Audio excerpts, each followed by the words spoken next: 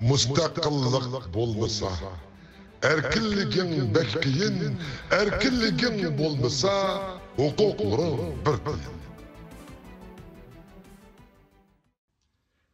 Assalamu alaikum, aziz Uyghur milletim, yaxşımısınızlar. Ben vatandaşlar Ablacan Leylnaman, Amerika'dan sözləmətimən. Bugün 2024 yılı 11. ayının 9. günü Şembe. Aziz vatandaşlarım, bugün biz bu leksiyamızı başlaştım burun, bizden izchil türde davamlaştırıvatkan bir merkezi hükümet kuruş ve onun asasi kanunlarını tüzüp çıkış. Hakkındaki bu leksiyelerimizden devam boğanlık için bugün ben aldı bilen kanunun maddelerini düşündürüştüm burun. Asasi kanunun ne kadar mühim bir devlet için ne kadar güçlük ve ne kadar zürür bir kanun işgalliğini anlatışını layık gördüm. Mesela biz Peres Kıpakaylı burunki ilgirki Uygurların tarihini demey, şu 33. yılı ve 44. yıldaki iki kıtımlık kurulan cumhuriyetimizle misal alsak, eğer biz şu cumhuriyetlerimiz kurulgan çağda, kuruluştan burun, şu cumhuriyetlerinin eğer meclisi bolgan bolsa, halkının ve umumi fuqaralarının ortak itiraf kılgan bir asasi kanunu bolgan bolsa, işiniz ki bu iki kıtım kurulgan devletler hazırlık için yaşayan bolattı. Ondan desek, köplegen kardeşlerimiz, vatandaşlarımız, bunun kolu Rusya'nın kolu ba, Avrupa'nın kolu ba, o hakaza degендek bir kançılıgan sebeplerini gösterişi mümkün elbette. Lakin şundaktı mı, hakiki bir ideologiya ve bir bütün asasi kanunga tayangan bir devlet kurulgan bolsa, o halde onun kim rehberlik kılmışsın? Hakiki müstakillikten ibaret şu zemin haktalab ve özüge taalluk bolgan şu anı toprak, anı vatanını hiç kandak bir kişinin başqarışıga tapşırmagan yoki azmagan bo'lardi. Onun için asas kanun ve milletinin bir ideologiyaga tayinishi bek muhim. Şuna bu vatan mening vatanim. Meningda başka hiç kandak bir kuch, hiç kandak bir sınıf, hiç kandak bir guruh ve hiç kandak bir hakimiyetinin hükümranlık kılışıga mutlak ruhsatı yok deydigan mana şunday güçlük bir ideologiyaga milletimiz tayanmığı ve intayin mükemmel, naiti güçlük ve intayin etraflık, müstehkem tüzülgen bir asas kanunga tayanmığı lazım. Onun için biz asasi kanunu tüzüp halkımız herkesizlerinin körüp çıkışını sunuvatımız. Bu digerlik biz bu kanunu vakit hükümet tarafından tüzüp bikitip etmeyimiz. Bunu aldı bilen silahının körüp çıkışınlarga onun dikin halkımızdan bir taldan taşlap bilet taşlaş arkalık saylap çıkan bir reisi ve o arkalık meydana gelgen bir merkezi hükümet vücutga kelgan chig'ida andın bu hükümetin meclisi bu kanunlarını qayta qarab çıkıp şu bu iş kabul kıldı yoki özgertip işiltidi. Unda olsa tashqi dünyada zadi vatanimiz teki düşmanның mustamlikasi ostida turayotgan bu sharoitda nima uchun bu asosiy qonunni tuzish shuncha muhim deymiz?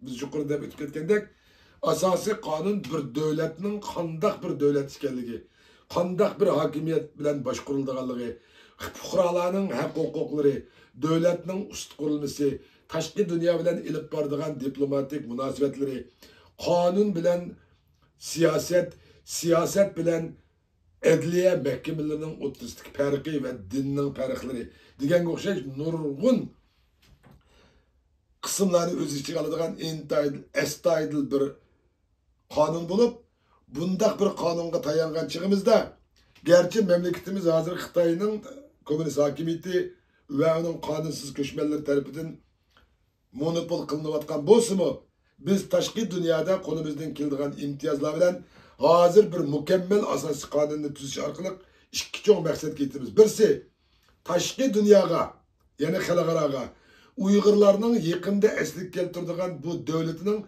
qandaq bir devlet ekanligini anlatamiz. Qaysi xil shakldagi bir devlet quramiz?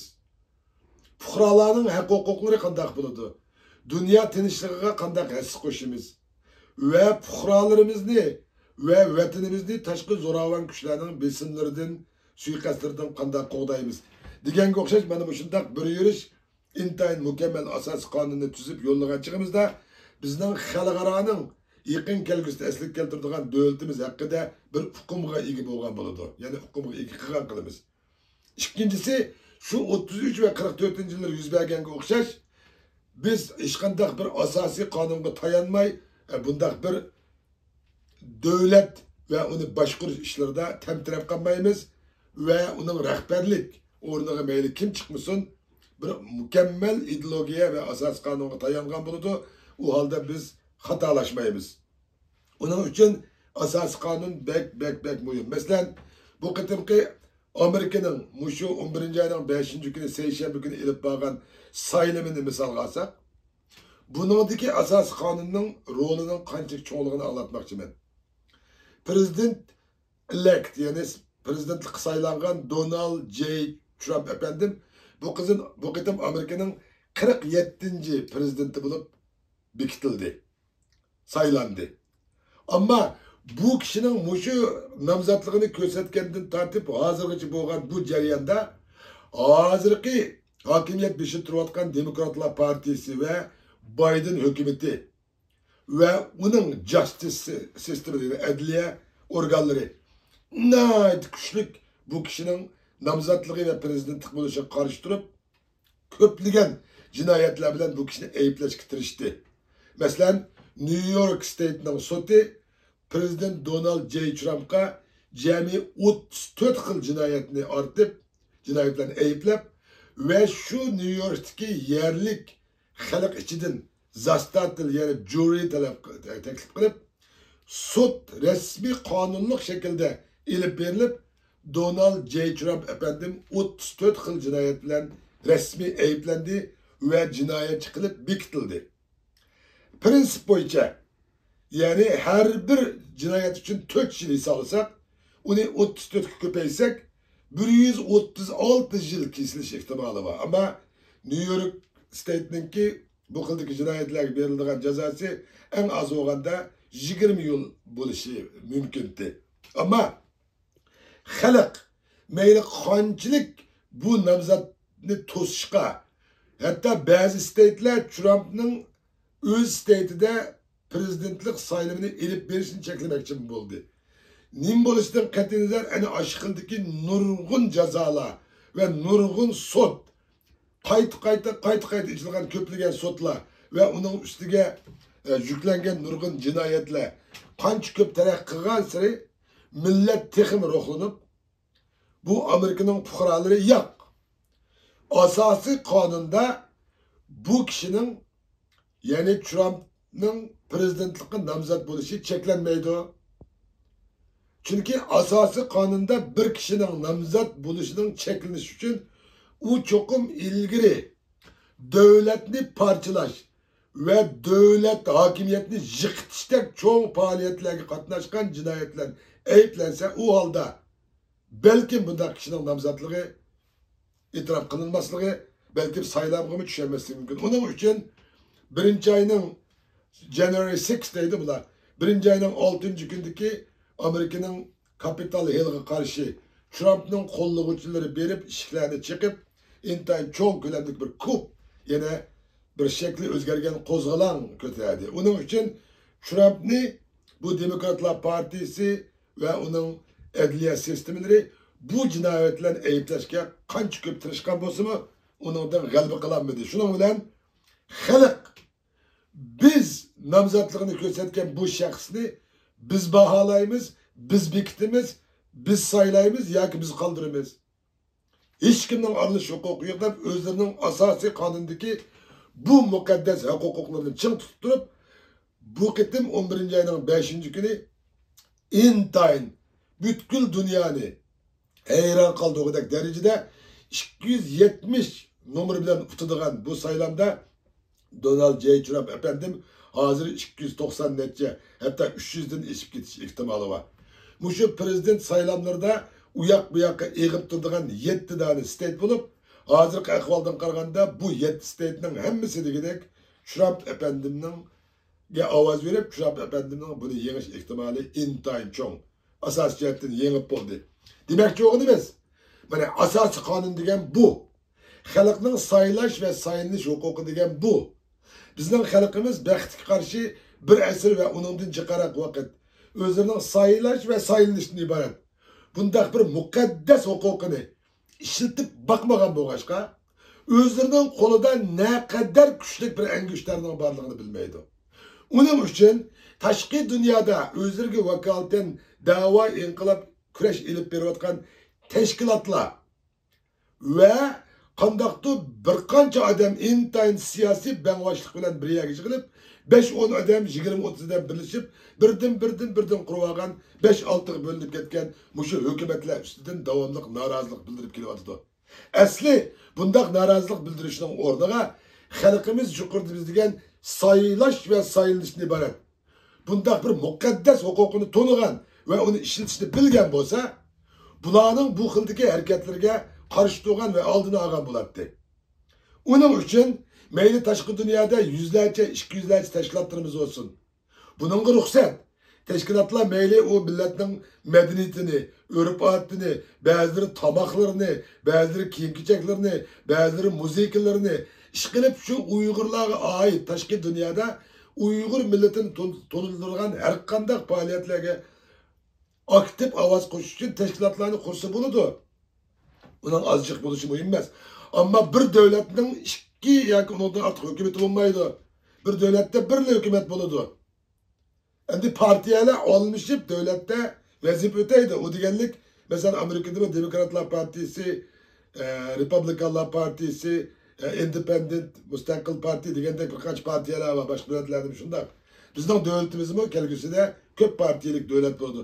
Ammo bular bir vaqtda ikki partiya birleşip devlet baş olmaydı.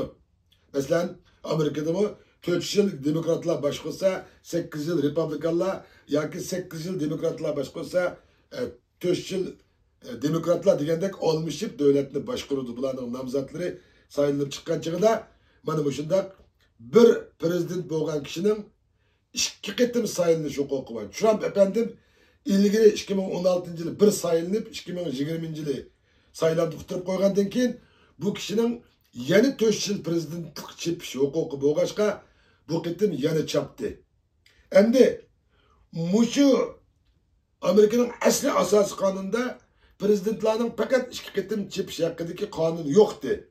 Lekin bular 1951 yılı 2. ayının 27. günü asas kanunga qo'shimcha 22. bir amendmentni bekitib, uningda Amerika prezidentligi fakat 2 tarım, 4 yıldan 8 yıl oldu, ondan artık belirlenmeydi de bekitilgen. Ama hazır biz kelayotgan suallarda, meyli Uygurlardan olsun, meyli bazı Amerikalık dostlarımızdan olsun, Trump efendinin 2028 yılı çipiş hukuku yeni var mı? Deydiğen bir sualına aitti, iğir tuğulatıdı. Bununla biz degen muşu 1951 yılı 2. ayının 27. günü ma'qullangan 22. amendment bo'yicha mümkün emas. Bo'lmaydi. Trump efendimning yana chipshiga. Ammo Trump efendim intayin cho'ng ko'lamli bir o'zgarish elib berib, 290 nafar kongressni, 67 senatorni ve 38 state'ning ma'qulligini ola olsa, u holda balkim bu 22. amendmentni o'zgartib, bu Donald J. Trump efendim 2028 yılı yana prezidentlik çapalışı mümkün. Ama hazırki ahvalda mümkün emas. Ama o biz için mühim emas. Hazırki bizge mühim bo'lgani Trump efendim muşu vazifega o'tgandan en qattiq biyaram bo'layotgan davlatlarning biri Xitoy komünist hakimiyeti. Çünkü Trump efendim ilgari prezidentlik vazifasini o'tayotgan mezgilida Xitoylarning savdo bajini intayin yuqori ko'tarib, hatta bunun devlet Tashqi ishlar ministri Pompeo efendim tunji qitim Uyg'urlar qarta elib berayotgan Xitoyning qirg'inchiligi irqiy qirg'inchilik deb jakalagan edi. Hozirgi xabarlardan qaraganda Pompeo efendimning bu qitim Trumpning yangi hukumat ichidan nihoyatda muhim vazifani, ya'ni davlat bexatarlik ishxonasining sekretari bo'lgan ehtimollikni anglayapmiz. Uning uchun biz asosiy qonunni mana shu Amerikaning o'xshash fuqarolarga berilgan huquqni intayin cheksiz qilib bermagimiz lozim. Undan boshqa mening davomli ta'kidlab keladigan nihoyat muhim bir nuqtam bor. U bo'lsa-mu ozodlik bilan mustaqillik degan ikki so'zni bir qilib olish. Bu bir emas. Chunki mustaqil bo'lmay turibmi ozod yashash mumkin. Yana bir ta'kidlaymiz. Mustaqilligi bo'lmagan odamlarmi ozod yashashi mumkin. Masalan, tashqi dunyoda demokrat davlat yashayotgan Uyg'urlar hozir ozod yashayotdi. Kundalik turmushi xatar ichida emas. Ular bir so'loqliq emas.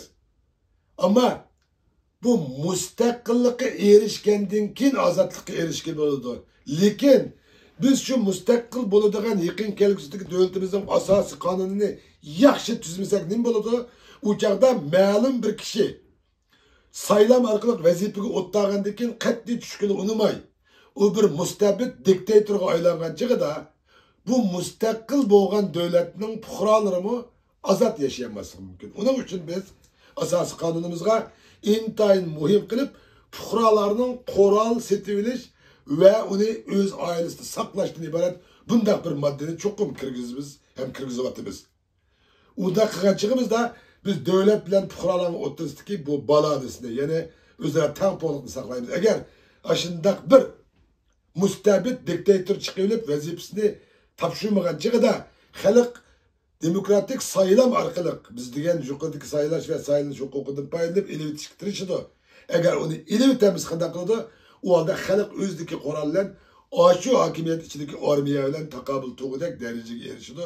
Bu davlatning tenglikni saqlaydi. Uning uchun bizning tuzayotgan xalqimiz yo'llayotgan bu asosiy qonunimizda butunlay biz intayin navbatdagi 21-asrga uyg'un va davlatimiz xalqimizning kundalik turmush ahvoli, coğrafiyalik o'rniga qarab tuzilgan qonun bo'lg'achqa biz buningga intayin ko'p vaqt sarflayapmiz. Shaxsan men buningga o'zimda bor iqtidorlarimdan necha ming hassa kuchab material ko'rib, fikr elib, advokat saboqdoshlarim bilan ko'rishib, biz har bir modda ustida kecha kunduz haftalab muzokaralar olib beryapmiz.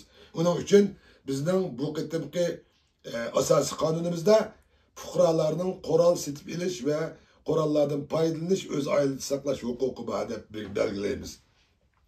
Aziz qarindoshlarim, vatandoshlarim, mening demoqchi o'g'lim, biz Uyg'ur millati biz tarixda xonlik, xaqonlik davlatlarni qurgan intayin kuchlik bir aqlli, jasur bir millatning avlodibiz. Masalan, biz ilgirki tarixdagi barliq xaqonlik davlatlarni demasakmi, masalan, Köktürk xonligi, Uyg'ur davlati, Qarxonlardan iborat bo'lsa 2 davlat bir xaqonlikni misolga olsakmi, buning ichidagi Uyg'ur davlati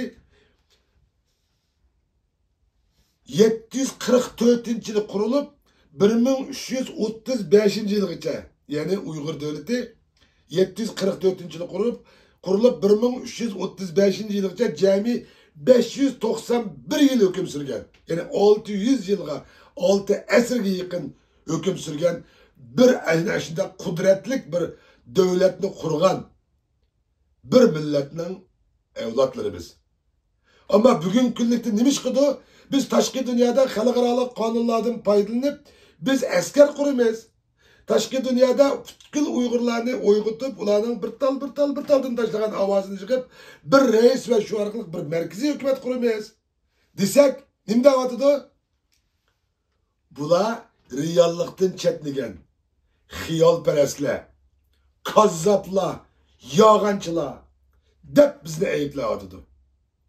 Kim o'tirg'i chiqib, o'z millat nomida davlat qurish ve tashqi dunyodagi xalqaro qonunlardan unumli foydalanib, mana bu shunday asosiy qonunlarni tuzib ve uni xalqaroga o'nglatib, askar tuzib ve adliya sistemlarimizni qurib, biz davlatimiz mustaqil bo'lganda darhol bu shu qonunlarimiz bilan berib, shu davlatni xalqimiz toki rasmiy mustaqilligini qo'liga elib, tashqi zo'ravon kuchlarning hech qanday ta'siridan mustasno holda resmi saylam ilib baraligicha biz muşu mevcut asası kanunlarımız bilan berib davlatni bir mezgil muşu merkezi hükümet mangdurdu desek, bunu ham xiyal, akmaydigan benginin xiyali, Bular yalğancı kazzaplar derdi. Hey, bizning xalqimiz abad yuqurdi bizni toq.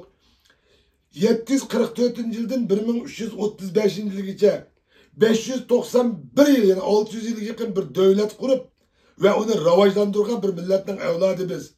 Endi biz shuncha asrlar ilgari shunchalik kuchli davlatni qurib, uni 6 asrga yaqin mangdiralagan bir millatning avlodlari turib, bugungi kunlikda biz 21 asrda davlatimizni asliga keltiramiz. Tashqi dunyoda askar quramiz. Biz orollarni setib millatimizning kuchi bilan u yerda biz askar yetishtiramiz desak, bular kazzab yolg'onchilar deyapti. Endi Xitoyning avtonomiyasi bizga bergan ayni vaqtdagi avtonomiyasi bo'yicha Xitoy o'zining gapida turib 80-yillardagi ahvolimizga kelib qo'ysa, u chog'da maylimi biz bu davoni tashib o'tamdik? Yo'q. Bu yerdagi masala dushman bizni mushu zaminning egisi Uyg'ur bo'lganligi uchun Uyg'urlarni eng ajallik obyekt qilib qiryotdi. Lekin uning ichiga suvni leytib qozoq, qirg'iz, o'zbek, hatto bir qism xitoylarni ekirib solash orqali nima deyotdi?